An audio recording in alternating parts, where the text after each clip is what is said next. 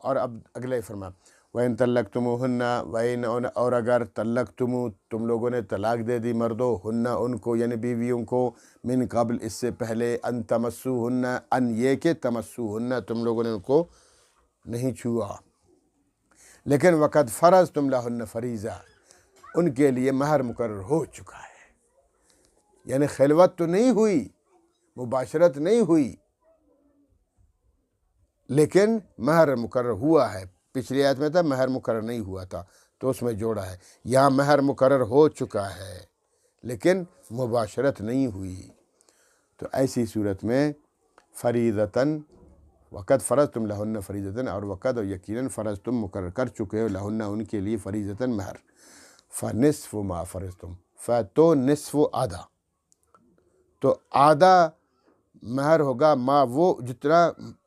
جتنا فرض تم نے مقرر کیا، تم نے جتنا مقرر کیا تھا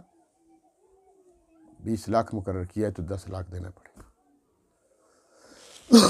غریب مفلس ہے 20,000 مقرر کیا تھا تو 10,000 دینا پڑے گا، نصف مہر اس کو کہتے ہیں۔ لیکن اس نصف مہر میں یعنی مہر مقرر ہو چکا، مباشرت نہیں ہوئی لیکن مباشرت سے پہلے طلاق ہو گئی، ایسی صورت میں نصف مہر لازمی ہے دینا، لیکن اس کے ساتھ اللہ تعالیٰ آگے ہر دونوں کو فرماتے ہیں، میاں کو بھی بیوی کو بھی شوہر کو بھی، ٹھیک ہے، بیوی کو بھی، کہ آپس میں حسن سلوک کرو، آپس میں ایک دوسرے پر احسان کرو، کیسے؟ وہ یہ اللہ تعالیٰ فرماتے ہیں، دیکھیں وَأَن تَعْفُوا ہاں اگر وہ معاف کریں، وہ عورتیں معاف کریں، بیوی معاف کرے کہ بھئی بس ٹھیک ہے کیا میں نے مہر لینا ہے، معاف ہے، پھر تو ٹھیک ہے۔ او یعفو الذی بیدہ عقدۃ النکاح، لڑکی تو نہیں ہے، لڑکی کا جو نکاح کا باپ جس کو کہتے ہیں نکاح کا باپ، یعنی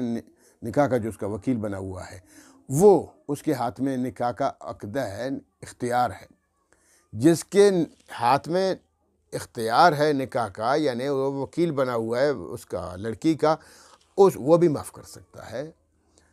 یعنی یا لڑکی معاف کر دے، بیوی معاف کر دے، یا تو کون معاف کر دے؟ او یعفو الذی بیدہ عقدۃ النکاح، او یعفو معاف کر دے الذی وہ شخص بیدہ جس کے ہاتھ میں عقدہ ہے، اختیارات ہیں نکاح کے، وہ معاف کر دے تو ٹھیک ہے۔ نکاح مہر مقرر ہو گیا تھا لیکن خلوت نہیں ہوئی، اسلام کہتا ہے نصف مہر دے دو، لیکن وہ نصف مہر بیوی نے معاف کر دیا یا بیوی کے وکیل نے،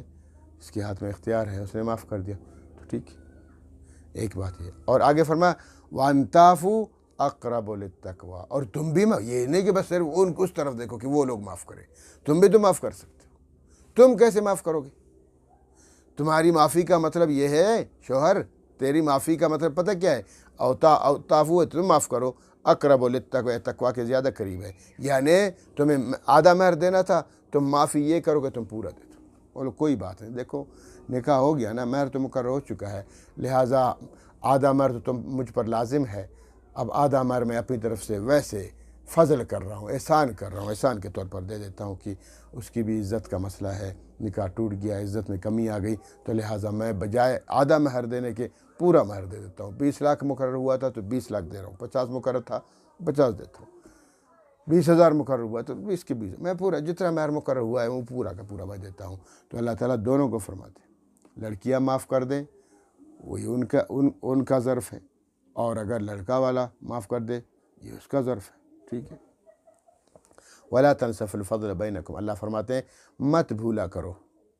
وَلَا تَنْسَفُوا الْفَضْلَ بَيْنَكُمْ، اور مت بھولا کرو فضل کو، بینکم آپس میں ایک دوسرے پر فضل و کرم کیا کرو، آپس میں ایک دوسرے پر احسان کیا کرو، آپس میں ایک دوسرے کے ساتھ نیکی کیا کرو، تو یہ نیکی کرنا، فضل کرنا، احسان کرنا، اس چیز کو مت بھولا کرو، جب بھی تمہارا کسی سے معاملہ ہو تو اس کے ساتھ حسن سلوک کرو، اور حسن سلوک کے ساتھ ایک دوسرے پر احسان کیا کرو، تو لہٰذا لڑکی والوں کو بھی حکم ہے تم ان پر احسان کرو، وہ جو آدھا مقرر چھوڑ دو،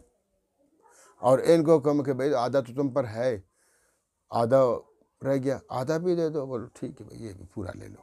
اللہ تمہاری عزت بحال رکھے، بس ٹھیک ہے۔ ان اللہ بما تعملون بصیر، یقیناً اللہ پاک بما تعملون جو کچھ تم عمل کرتے ہو بصیر، دیکھنے والے، اللہ تمہارے تمام اعمال کو دیکھ رہا ہوتا ہے کہ تم کیا کرتے ہو، اچھائی کر رہے ہو، برائی کر رہے ہو۔ اچھا سوچتے ہو برا سوچتے ہو، کسی کا بھلا کرتے ہو کسی کا برا کرتے ہو، جو کرتے ہو اللہ باخبر ہے، قیامت کے دن اسی کے مطابق تمہارے ساتھ معاملہ ہو۔